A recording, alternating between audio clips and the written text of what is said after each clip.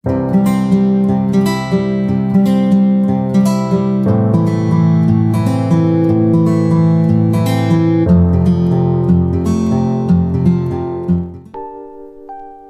pertama, hadapi timnas Indonesia. Vietnam bakal manfaatkan lemahnya pertahanan skuad Garuda. Bek timnas Vietnam, Pham Duan Man menyebut center back menjadi kelemahan timnas Indonesia. Ia menjelaskan, timnas Vietnam akan mencoba memanfaatkan kelemahan tersebut. Vietnam akan menghadapi timnas Indonesia di laga kedua grup D. Pertandingan tersebut dijadwalkan berlangsung di Abdullah bin Khalifa Stadium pada Jumat besok jam setengah 10 malam.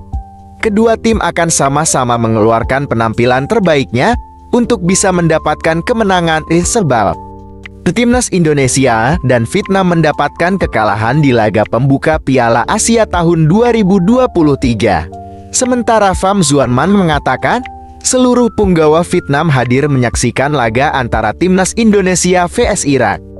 Pemain berusia 27 tahun itu mengatakan, timnas Indonesia memiliki kelebihan dalam semangat dan tidak takut dengan permainan keras.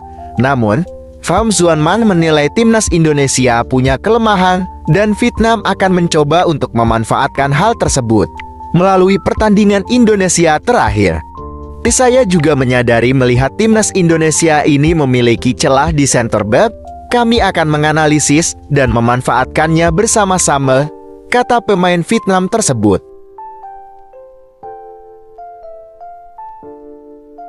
Berita kedua, inilah dua hal yang harus diperbaiki timnas Indonesia jelang hadapi Vietnam. Timnas Indonesia harus fokus memperbaiki pertahanan dan lebih tajam di lini depan jelang laga kontra Vietnam pada laga kedua grup D. Hal itu disampaikan salah satu penggawa skuad Garuda, Chaen Patinama. Pertandingan antara timnas Indonesia melawan Vietnam diprediksi akan berlangsung menarik, sebab timnas Indonesia dan Vietnam sama-sama mengincar kemenangan.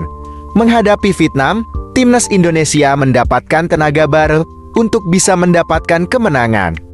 Chaen Patinama yang sempat pulang ke Belanda untuk menemani ibunya yang sedang sakit, kini telah bergabung kembali bersama timnas Indonesia dan telah menjalani latihan pada Senin 15 Januari. Di sisi lain, Indonesia baru saja menelan kekalahan 1-3 dari Irak. Tetapi Chaen Patinama menilai timnas Indonesia tidak boleh terus terpuruk dengan hasil mengecewakan dan berjuang kembali. Namun, ia ingin skuad Garuda bisa memperbaiki pertahanan dan memanfaatkan peluang saat menyerang. Kita semua harus tetap berpikiran positif. Dengan begitu akan mendapatkan hasil bagus. Tentu kami akan berjuang keras. Kita harus percaya diri, bertahan dengan bagus, dan bisa memanfaatkan peluang saat menyerang, tegas Chaen Patinama. Berita ketiga, dua petugas VAR asal Thailand sahkan gol offside Irak. Tak rela timnas Indonesia lolos 16 besar Piala Asia. Petugas VAR asal Thailand mengesahkan gol offside Irak ke gawang timnas Indonesia. Apakah ini pertanda Thailand tak rela timnas Indonesia lolos ke 16 besar Piala Asia? Senin 15 Januari tahun 2024 malam, timnas Indonesia bersua Irak.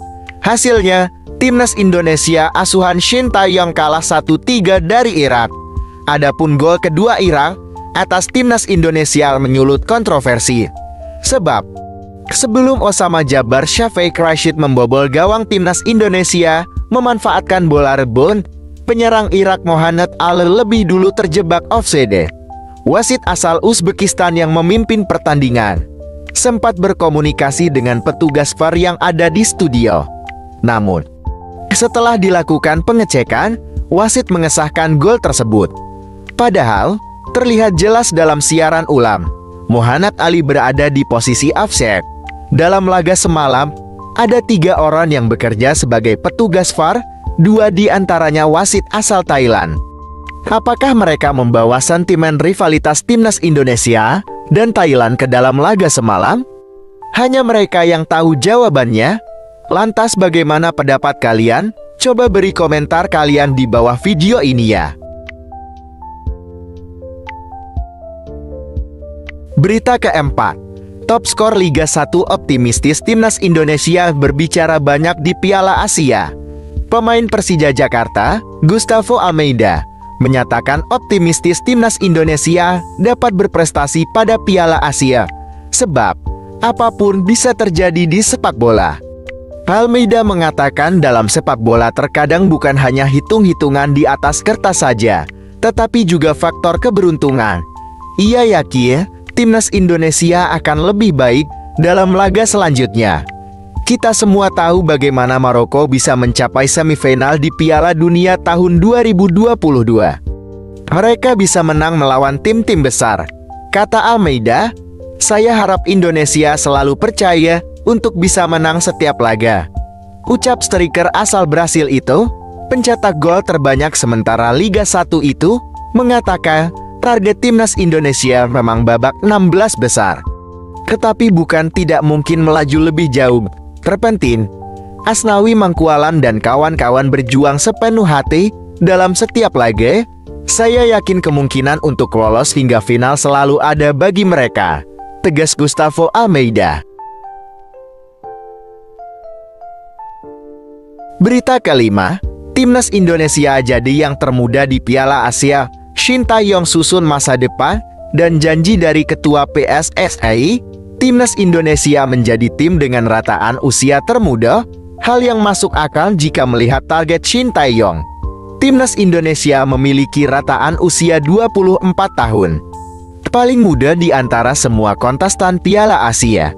Dengan rataan usia termuda ini, timnas Indonesia tampil cukup mengejutkan walau kalah di laga perdana dari Irak. Keputusan Shin Tae-yong membawa pemain muda ke Piala Asia cukup masuk akal, karena pelatih asal Korea Selatan itu juga bakal membawa tim yang sama untuk Piala Asia U23 nanti pada April tahun 2024. Tercatat ada 11 pemain saat ini yang berusia U23 tahun yang juga sudah tergabung di timnas U23 Indonesia. Mereka adalah Marcelino Ferdinand, Hockey Caraka, Rafael Struijk, Ivar Jenner, Justin Hubner, Elkan Bagote, Ramadan Sananta, Fernando Arey, Witan Sulaiman, Rizky Ridho dan Pratama Arhan. Ketua Umum PSSI, Erick Thohir memberi kesempatan untuk Shin Tae-yong mencapai target di Piala Asia jika ingin mendapatkan perpanjangan kontrak. Jika Shin Tae-yong sukses mencapai target salah satu di Piala Asia, maka ia mendapatkan perpanjangan kontrak dengan opsi hingga tahun 2027.